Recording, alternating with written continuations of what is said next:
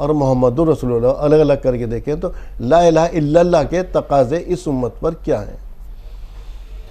السلام علیکم ورحمۃ اللہ وبرکاتہ۔ الحمدللہ رب العالمین والصلاة والسلام علی رسول الکریم وعلی آلہ وصحبہ اجمعین، اما بعد، اعوذ باللہ من الشیطان الرجیم، بسم اللہ الرحمن الرحیم۔ جو احکام شریعت آپ کا پروگرام ہے، یہ واقعی بہت بڑھیا پروگرام آپ نے مرتب کیا ہے۔ تہذیب ٹی وی جو ہے مبارکباد کا مستحق ہے۔ آج کا جو آپ کا سوال ہے وہ سب سے اہم ترین سوال ہے، کیونکہ ایمان میں آنے کے بعد آپ کو لا الہ الا اللہ پہ ہی آنا پڑے گا اور محمد رسول اللہ پہ۔ آپ کا جو سوال ہے کہ لا الہ الا اللہ کے تقاضے کیا ہیں، اصل میں الہ کہتے ہیں معبود کو، اللہ کو اکیلا معبود ماننا اور اپنی خواہشوں کو ختم کر کے اللہ کی خواہش پہ چلنا، یہ لا الہ الا اللہ ہے۔ اصل میں اللہ ہمارا رب ہے، اور ہمیں یہ بات طے کرنی پڑے گی کہ اب جو کچھ اس نے ہمارے لیے مرتب کر دیا شریعت میں، اپنے رسول کے ذریعے جو تعلیمات بھیج دیں، وہی ہمارے لیے ٹھیک ہیں، انہی پہ ہم زندگی گزار کے فلاح پا سکتے ہیں، اسی پہ زندگی گزار کے ہم جنت پا سکتے ہیں، اللہ کا قرب پا سکتے ہیں۔ تو لا الہ الا اللہ کا سب سے بڑا جو تقاضا ہے وہ احکام شریعت کا فالو کرنا، کہ ہم شریعت جو بھیجی اللہ نے اپنے نبی کے ذریعے اسے فالو کریں، اس کی منع کردہ چیزوں سے رکیں، اس کی اجازت کردہ چیزوں کی طرف مائل ہوں۔ صرف اللہ ہی عبادت کے لائق ہے، لا الہ الا اللہ، اللہ کے سوا کوئی عبادت کے لائق نہیں۔ ایک اور چیز آتی ہے یہاں پہ، اللہ تعالیٰ نے کہا میں نے انسان اور جنوں کو اپنی عبادت کے لیے پیدا کیا، بندگی کے لیے۔ جی بندگی، تو اس سے کیا مراد ہے؟ ذرا اس کے بارے میں تھوڑی وضاحت کیجیے۔ یہاں اصل میں اللہ کی مراد یہ ہے کہ انسان اور جنوں کو اللہ نے تمام تر چیزیں، جتنی بھی کائنات میں چیزیں، سب انسان کے لیے بنائی، اور باقی چیزوں کو اللہ نے انسان کو اور جن کو اپنی عبادت کے لیے بنایا۔ بندگی کہتے ہیں غلامی کو۔ جی، غلام کے معاملے میں میں ایک قول بتاتا ہوں آپ کو، حضرت بلال بن برہ رضی اللہ تعالیٰ عنہ، جی، ان کا قول یہ ہے، جب کسی نے ان سے پوچھا کہ بلال، ایک غلام کی کیا پہچان ہے، کیا صفت ہونی چاہیے، تو ان کا جواب بڑا حسین تھا کہ اصل غلام وہ ہے جس کی نظر اپنے مالک کے اشارے پہ رہے اور کان اس کی آواز پہ رہے۔ تو ہمیں ہر ٹائم اللہ کی بندگی میں رہنا ہے۔ اللہ 24 گھنٹے معبود ہے، تو ہمیں بھی 24 گھنٹے بندہ بننا ہے۔ بندگی کوئی 4-6 گھنٹے کی نہیں ہے نوکری کی طرح، بلکہ غلامی ہے 24 گھنٹے کی۔ آپ 5-10 منٹ کی نماز پڑھ کے ابھی آپ نے کہا نا کہ اللہ تعالیٰ نے، جیسے میں نے بھی کہا کہ جن کو اور انسان کو اپنی عبادت کے لیے پیدا کیا، ابھی آپ نے کہا بندے کی غلامی کے لیے، کہ ہمیں 24 گھنٹے عبادت کرنی۔ انسان 24 گھنٹے تو عبادت نہیں کرتا، روزہ نماز کتنی دیر، نماز 5 ٹائم کی پڑھ بھی رہا ہے، ساری نمازیں پڑھ لگا 2-2.5 گھنٹے لگ جائیں گے 5 ٹائم کی نماز میں۔ نہیں تو عبادات کا مفہوم ہی غلط سمجھا ہوا ہے نا۔ نہیں، میں کہہ رہا ہوں عبادات صرف نماز روزہ کا نام تھوڑی ہے، عبادات تو یہ بھی ہیں۔ تو میں وہی جاننا چاہ رہا ہوں 24 گھنٹے عبادات کے اندر، جیسے ابھی آپ نے ذکر کیا غلام کا، غلام کا مطلب تو یہ ہوا 24 گھنٹے کی غلامی ہو گئی، 24 گھنٹے کی عبادت ہے۔ امپلائی اور غلام میں فرق ہے، سمجھے؟ جیسے ابھی آپ کہہ رہے تھے، تو غلام تو کسی چیز کو منع ہی نہیں کر سکتا، تو وہ 24 گھنٹے کی عبادت کیسے کرے، ذرا اس کے بارے میں تھوڑا۔ وہ جو ہے معاملہ، اس کے لیے آپ کو یہ دیکھنا پڑے گا کہ اس نے کیا کیا حکم دیے، آپ کو دکان پہ کیسے رہنا ہے، آپ کو آفس میں کیسے رہنا ہے، آپ کو جس چینل پہ آپ کام کر رہے ہیں اس کے لیے کتنا ایماندار رہنا ہے۔ ہر چیز کا ایک معاملہ اللہ نے آپ کے لیے طے کر دیا۔ اگر آپ اسے فالو کرتے ہوئے، اس کے قانون کو، اس کی شریعت کو، اس کے رسول کے طریقے کو فالو کرتے ہوئے زندگی گزارتے ہیں، آپ یقین کریں آپ 24 گھنٹے عبادت میں ہیں۔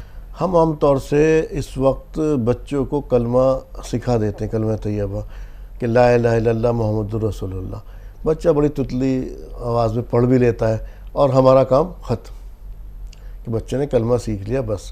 اس کلمے کو راسخ کیسے کیا جائے اس کے دل میں، کیونکہ جب تک یہ ہمارے دل میں راسخ نہیں ہوگا تو آنے والے معاشرے کا جو وہ حصہ بنے گا تو ایک صحت مند معاشرہ نہیں وجود میں آئے گا۔ اصل میں تو بڑا اہم ترین سوال آپ نے کیا ہے، یہ بڑا ضروری ہے لوگوں کو بتانا کہ جو لا الہ الا اللہ ہے نا، اسے آپ خود عمل کر کے دکھاؤ بچوں کو۔ بچے ہوتے ہیں آبزرور۔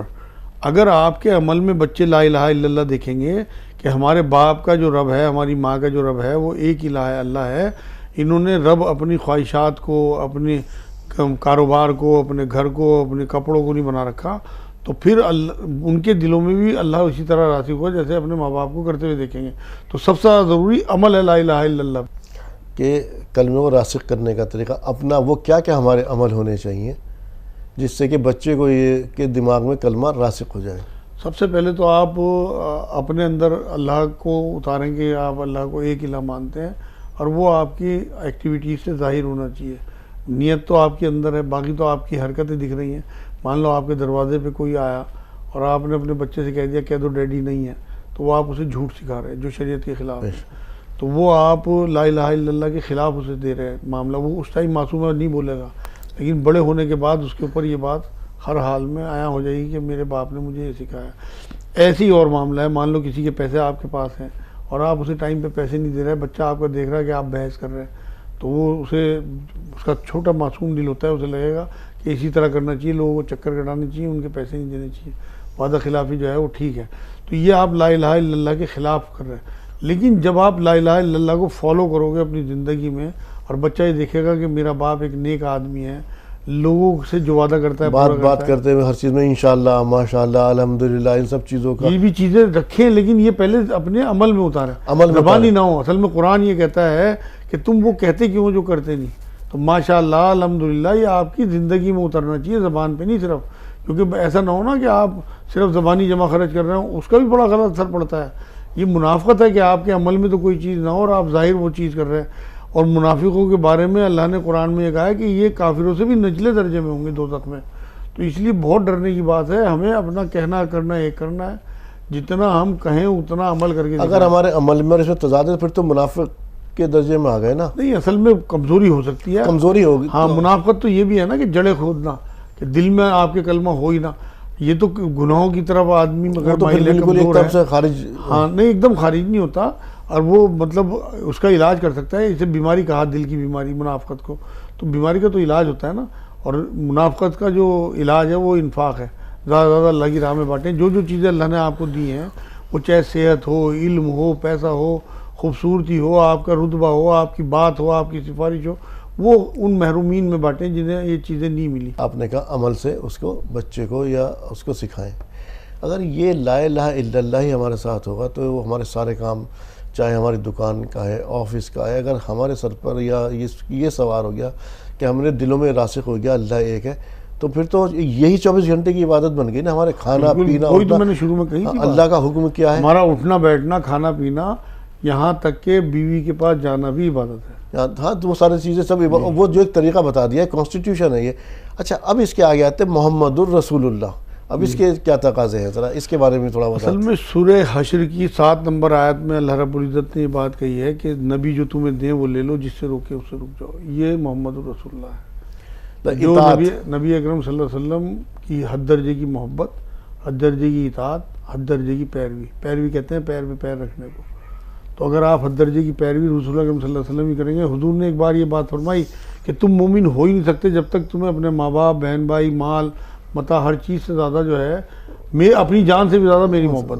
محمد رسول اللہ، ہاں، محمد رسول اللہ کے لیے میں ایک آیت بہت خوبصورت پیش کر دوں۔ سورہ احزاب کی 21 نمبر آیت ہے کہ اس میں اللہ نے یہ بات کہی ہے کہ حضور اکرم صلی اللہ علیہ وسلم میں تمہارے لیے بہترین نمونہ ہے، اس پر بے شک اسوہ ہے ہمارے لیے۔ ہاں، تو ان کی پوری زندگی ہمارے لیے اسوہ ہے۔ ہم معاشرے میں دیکھتا ہوں میں کہ صرف حلیہ لے لیا جاتا ہے حضور کا، اصل چیز رویہ ہے حضور کا۔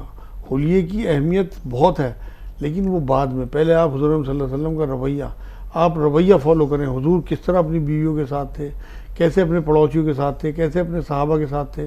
دیکھیے قرآن میں اللہ نے ایک جگہ یہ تک کہا ہے حضور صلی اللہ علیہ وسلم کو کہ آپ جو ہے نرم دل ہیں۔ اگر آپ سخت دل ہوتے، سورہ آل عمران کی 159 نمبر آیا تھا غالباً، اگر آپ نرم دل نہ ہوتے، سخت دل ہوتے، تو لوگ آپ کے پاس سے چھٹ جاتے۔ تو صحابہ اکرام حضور صلی اللہ علیہ وسلم کے پاس اس طرح سے جمگھٹا لگائے رکھتے تھے، ہر صحابی کو یہ لگتا تھا کہ حضور سب سے زیادہ میرے قریب ہے۔ یہ جو شفقت اور محبت، صحابہ مشہور ہے کہ جو صحابہ تھے وہ نہ اپنے کھانے کی فکر ہے، نہ کسی چیز کی، وہیں پڑے رہتے وہ تھے۔ جو شفقت تھی وہ آپ کے اندر آنی چاہیے رسول اکرم صلی اللہ علیہ وسلم کی، تب محمد رسول اللہ پورا ہوگا۔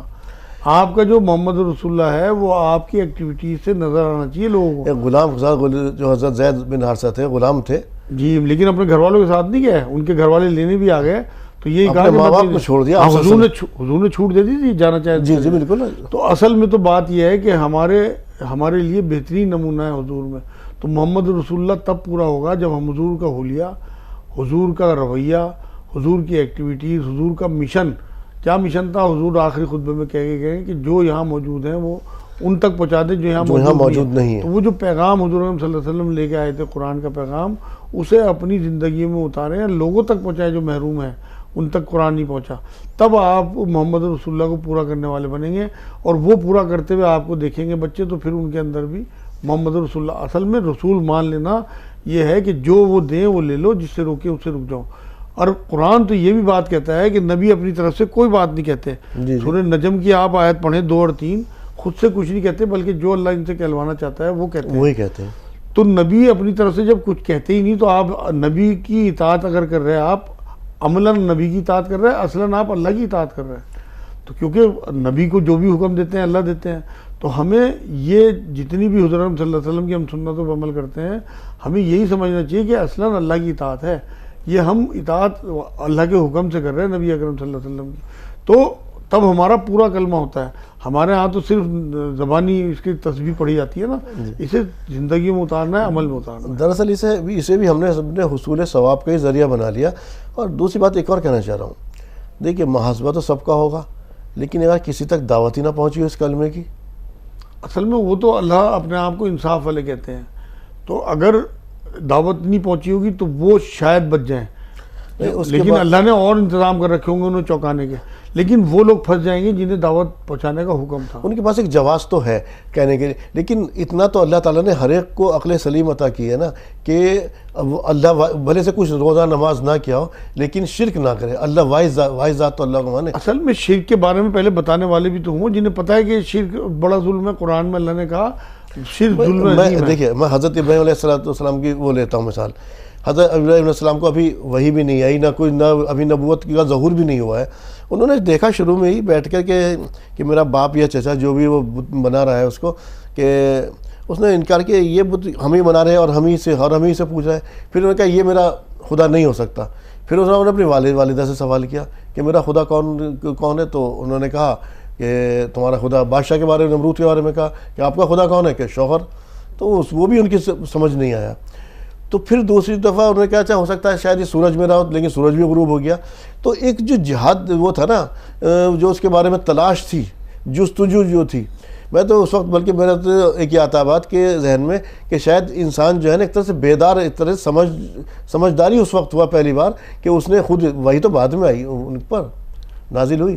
تو اس طرح سے اتنا تو محاسبہ تو ہر ایک کا ہوگا کہ لا الہ الا، کیونکہ انسان بچہ جب پیدا ہوتا ہے فطرت اسلام پہ پیدا ہوتا ہے. یہ تو حدیث ہے، یہ تو ہمارا ماننا ہے. حساب بھی ہوگا، لیکن جتنا اللہ رب العزت جس کو جتنا دیں گے اس سے ویسے اسی کے حساب سے. اگر اس ماحول میں اسے مان لو جو جنگلوں میں پڑے ہوئے ہیں آدیواسی لوگ ہیں، ان تک بات پہنچی نہیں، اس کے لیے تو ہمارا محاسبہ ہوگا. ہمارے پاس موقع ہے، ہم سے پوچھ گچھ. وہی تو میں کہہ رہا ہوں. تو جس کو جیسا رتبہ ویسی پکڑ، جس کی جیسی ذمہ داری ویسی اس سے پوچھ گچھ. تو ہمیں چاہیے کہ ہم اللہ کے کلام کو دیکھیں. قرآن کو اللہ نے ہدی للناس کہا ہے، ہدی للمسلمین نہیں کہا سورہ بقرہ میں.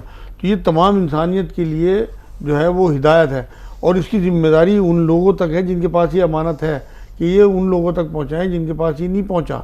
یہی تو کہا آخری خطبے میں حضور نے.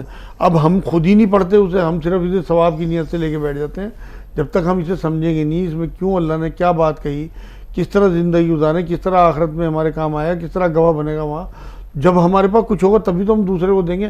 آپ کی جیب میں 1 روپیہ ہوگا تو آپ کہاں سے 10 روپے کسی کو دے دو گے؟ تو پہلے آپ علم حاصل کریں اور پھر لوگوں میں بانٹیں.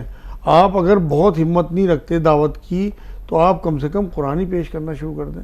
آپ یقین کریں سینکڑوں کی تعداد میں قرآن بانٹتا ہوں، ہزاروں کی تعداد میں قرآن میرے پاس آتے ہیں الحمدللہ. لوگ بڑی محبت سے، جو میرے ہندو بھائی ہوں، مسلمان بھائی ہوں، مسلمانوں کو اردو میں، ہندو بھائیوں کو انگلش میں اور ہندی میں، اور سب چوم کے لیتے ہیں. آپ دینے والے تو بنے. مطلب ہم نے تو الحمدللہ یہ سلسلہ جب سے شروع کیا، شروع میں تو ہلکا پھلکا ڈر سا لگا، لیکن جب اللہ نے حوصلہ دیا، آپ یقین کریں کہ بہت محبت سے لیتے ہیں اور پڑھتے بھی ہیں. بلکہ میں پوچھتا ہوں کہ کتنا 5-4 پیج روز پڑھتے ہیں ہندو بھائی بھی میرے، اور سیٹسفائی ہیں اندر سے. جبکہ ہمارا حال کیا ہے، میں پھر اسے اگر لا الہ الا اللہ کی طرف ہوں کہ جو کلام پاک میں آیا تھا کہ تم لوگوں نے دوسروں کو معبود بنا لیا یا الہ بنا لیا. ہمارا کیا حال ہے کہ اگر اذان ہو رہی ہے، ہمیں ایک چھوٹی سی مثال دے رہا ہوں میں یہ کہ نماز کا وقت ہو گیا تو ہم کہاں بیٹھے کہ ابھی، اور گراہک ہمارے سامنے تو ہم کیا کریں گے؟ نہیں، ہم تو رکتے ہی نہیں. اصل میں تو بات یہ ہے کہ ہم میں نہیں تو پھر مسلمانوں کی بات نہیں کرتا، ہمارے گھروں میں پھر یہ کیسے راسخ ہوگا؟ وہ تبھی راسخ ہوگا جب ہم اپنی زندگی میں اتاریں گے، خاص طور سے قوام جو حاکم ہے اسے چاہیے. دیکھیں قرآن میں اللہ رب العزت ذمہ داری تو مرد کی ہو گئی نا. ہاں دونوں کی ہوتی ہے، ماں باپ دونوں کی، لیکن زیادہ مرد کی، کیونکہ اسے اللہ نے زیادہ رتبہ دیا. سورہ فرقان کی 43 نمبر آیت میں اللہ رب العزت نے یہ بات کہی کہ جن لوگوں نے اپنی خواہش نفس کو اپنا معبود بنا لیا ان لوگوں کے لیے آخرت میں سخت عذاب ہے. اس کا مفہوم ہے. اب آپ یہ دیکھیں کہ اگر ہم خواہش نفس کو، مان لو اذان ہو رہی ہے صبح کو اور آپ کروٹ لے کے سو گئے فجر میں، تو آپ نے اپنی نیند کو اپنا معبود بنایا.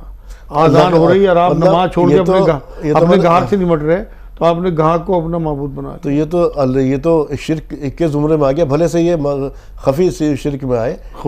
شرک خفی ہے. ایک بات اور بتا دوں میں آپ کو، جس کی خوشنودی آپ نے حاصل کرنی ہے وہی آپ کا الہ ہے.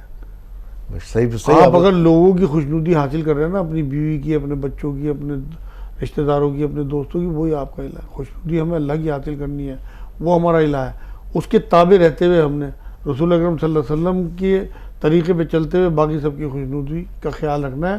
لوگ ناراض ہوتے رہیں لیکن ہم نے اپنے اللہ کو ناراض نہیں کرنا، کیونکہ وہ ہمارا الہ ہے. لا الہ الا اللہ جب پورا ہوگا جب آپ اللہ کی پرواہ کریں گے، لوگوں کی پرواہ نہ کریں، لوگوں کا خیال کریں، محبت کریں، ان کے لیے خیر خواہی چاہیں، ان کے لیے جتنا بھی آپ سے ہو سکے رحمت بنے، لیکن آپ کسی بھی قیمت پہ آپ ان کے لیے اپنے اللہ کو نہیں چھوڑ سکتے. چاہے وہ نیند ہو، چاہے وہ کاروبار ہو، چاہے وہ بیوی بچے ہوں.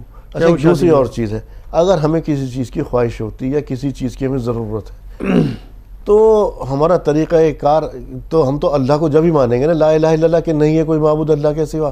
جب ہم کسی چیز کی ضرورت ہوئی تو اللہ سے ہی مانگیں گے. ہمارا طرز عمل کیا ہوتا؟ کسی دوسرے سے کہہ دیا، اس سے کہا، اس کی خوشامد کر رہے ہیں. تو حالانکہ کہہ دینا کسی سے یہ کہ کوئی غلط چیز نہیں ہے، انسانیت ایسی ایک دوسرے کام بھی آتے ہیں، لیکن ہمارا مانگنا تو اللہ سے. آپ صلی اللہ علیہ وسلم نے یہ کہا کہ اگر تمہیں تسمیہ کی بھی ضرورت ہو تو اللہ سے مانگو. ذرا اس کے بارے میں کچھ بیان کیجیے. اصل میں ہم زبانی کہتے ہیں ایاک نعبد و ایاک نستعین. جی ہمیں اسے عمل میں لا کے دکھانا پڑے گا تب کام ہوگا. اللہ کو ہمارے دلوں کا حال پتہ ہے. ہم کیا کرتے ہیں کہ سب سے لاسٹ میں اللہ کی طرف رجوع ہوتے ہیں. جب ہماری کشتی جو ہے وہ بھور میں پھنس جاتی ہے نا، تب ہم اللہ کی طرف رجوع کرتے ہیں. حضرت جو ان کے ابو جہل کے بیٹے تھے نا، حضرت اکرمہ ابی جہل، جب وہ بھاگے ہیں ناؤ میں اور جب کشتی ان کی پھنس گئی بیچ میں تو وہاں بھور میں لوگوں نے لا الہ الا اللہ کہنا شروع کرا، اللہ کو یاد کرنا شروع. انہوں نے بھی تو انہوں نے بھائی جب مجھے یہاں اللہ کو یاد کرنا پڑ رہا ہے تو میں بھی وہاں سب کے بیچ میں نہیں کروں گا. لوٹ کے آئے اور کلمہ پڑھ لیا اور اللہ نے اسی اللہ کے ذریعے کشتی بچا دی. ہاں بالکل، کشتی ڈوب رہی تھی، پورے ہچکو لا رہے. تو یہ جو فیصلہ ہے یہ ہمیں اصل میں اگر ہم اپنے مصیبتوں کے دنوں میں اگر اللہ کو یاد رکھیں تو آپ یقین کریں مصیبتوں کے دن ہی نہ آئیں. قرآن میں اللہ رب العزت نے یہ بات کہی ہے سورہ بقرہ میں کہ میں تمہیں 5 چیزوں سے آزماؤں گا: خوف سے، بھوک سے، جان مال کے نقصان سے اور تمہاری فصلوں کے نقصان سے. اگر ہم ہر نقصان پہ یہ سوچیں کہ اللہ کی آزمانے کا طریقہ ہے، قرآن میں اللہ نے 2-3 جگہ یہ بات کہی کہ کیا تم نے یہ سمجھ رکھا ہے کہ تمہیں ایسی جنت مل جائے گی؟ ابھی تو میں آزماؤں گا تمہیں. تو آزمانا اللہ کی لازماً آزمائیں گے. ہاں آزمانے کی جب بات آتی تھی تو صحابہ خوش ہوتے تھے کہ اللہ کا وعدہ سچا ہے کہ اس نے آزمائی ڈالی ہمارے اوپر. وہ پریشان نہیں ہوتا. ہم تو ہائے توبہ مچانے لگتے ہیں. یہ تو جب امت مسلمہ میں جو خلفاء کا دور آ گیا ہے، خلفاء راشدین کا، اور جو پیسے کی سب چیز کی افراط ہو گئی، تو ایک صحابی کا مجھے نام تو نہیں، انہوں نے کہا کہ مجھ سے تو اچھا مسیب بن زبیر وہ تھے اور جو صحابہ تھے جو شہید ہو گئے، کیونکہ اس وقت بڑی تنگی کے حالات دیکھیں کہ جب وہ ان کو دفنایا گیا ہے تو چادر جو تھی کبھی کھولتے تو پیر کھل جاتے تھے، کبھی سر کھل جاتا تھا. بولے کہیں مجھے تو ایسا لگا کہ اللہ تعالیٰ ہماری جو ہم نے نیکیاں کی اس کا بدل نہ دے رہا ہو. ان کے دل میں اتنا خوف ہوتا تھا. ہاں اصل میں وہ لوگ بڑی محبت کرتے تھے. قرآن میں اللہ رب العزت نے سورہ بقرہ 165 نمبر آیت میں کہا کہ ایمان والے اللہ سے شدید تر محبت رکھتے ہیں. مطلب ان کا تو چاہے آزمائش ہو اور چاہے انہیں خوشیاں ملے، نہ وہ آزمائش پہ پریشان ہوتے ہیں نہ وہ خوشیوں پہ اتراتے ہیں. ایسے ہی لوگ اللہ کو پسند ہیں. اصل میں لا الہ الا اللہ کا سب سے پہلے علم سیکھنا ضروری ہے. قرآن میں سورہ محمد ہے 47 نمبر سورت صلی اللہ علیہ وسلم، اس کی آیت میں 19 نمبر آیت میں اللہ نے یہ کہا ہے کہ سب سے پہلے علم سیکھو لا الہ الا اللہ کا. تو یہ حکم ہے کہ ہمیں اپنی اولادوں کو بھی اور اپنے آپ بھی سب سے پہلے لا الہ الا اللہ کا وہ سیکھنا ہے کہ یہ اصل میں علم ہے کیا، اسے کیسے اپنی زندگی میں اتاریں، کس طرح اسے فالو کریں. اس کے بعد محمد رسول اللہ پورا کلمہ کرنے کے لیے پھر حضور اکرم صلی اللہ علیہ وسلم کی پیروی، حد درجے کی محبت، حد درجے کی ان کی اتباع، تب ہمارا معاملہ جو ہے حضور کے ساتھ پورا ہوگا، تبھی اللہ کے ساتھ پورا ہوگا۔ جہاں صاحب آپ اسٹوڈیو میں ہیں، میری اور تمام تر ناظرین کی رہنمائی فرمانے کے لیے آپ کا بہت بہت شکریہ۔